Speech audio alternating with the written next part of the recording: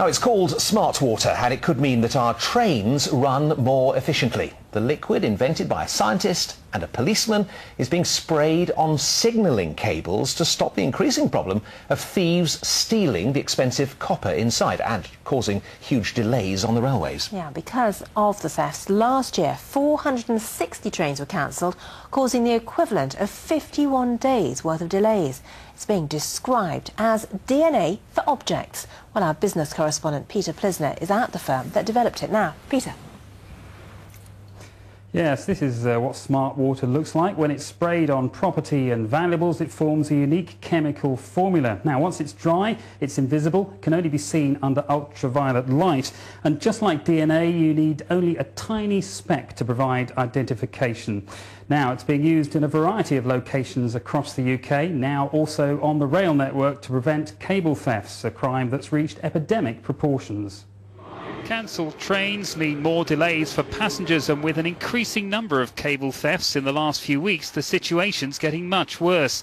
The problem is, when the thieves strike, they usually take signalling cable, and without signals, train movements are severely restricted. Well, effectively, all the signals go to red. There's a fail-safe system, so the travelling public aren't put at risk. All the trains come to a stand, and then the train drivers contact the controls to find out what's going on. Scrap prices for the copper contained in this cable have risen dramatically over the last few months. It means that just a 200-metre stretch of this stuff could raise up to £300 at a scrap dealer, and there's a lot of cable like this on the rail network.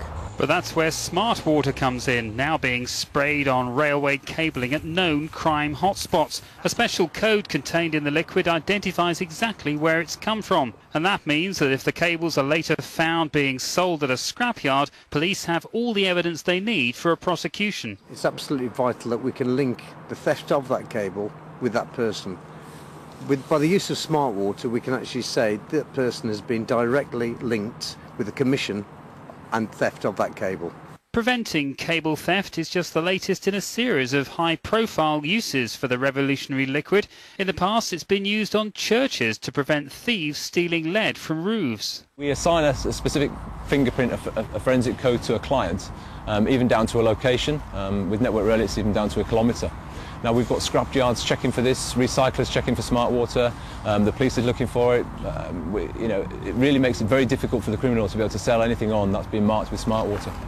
The hope is that by using Smart Water, Network Rail and others will prevent the crimes from happening in the first place. And for rail passengers, that should mean fewer delays in the future.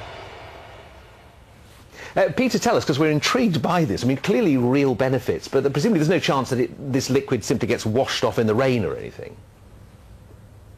No, Michael, I can tell you that Smart Water are guaranteeing that this substance will stay on those Network Rail cables for 25 years. Now, tonight we're in the labs of Smart Water, and joining me is Phil, the Chief Executive. Phil, just tell me, I mean, once you've identified, once you've recovered someone's property, how do you then identify the actual location where it was stolen from? Okay, sure. We've got Dr. Jo Greenwood here working on a piece of cable, and she's just taking a sample. You can see it glows yellow under ultraviolet light. That signature is unique to this cable in this particular location. She takes the sample, and we go to this particular piece of equipment here, very expensive piece of equipment.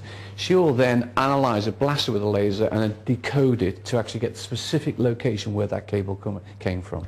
Seems quite a simple and effective idea. Why is it taking so long to use it on the rail network?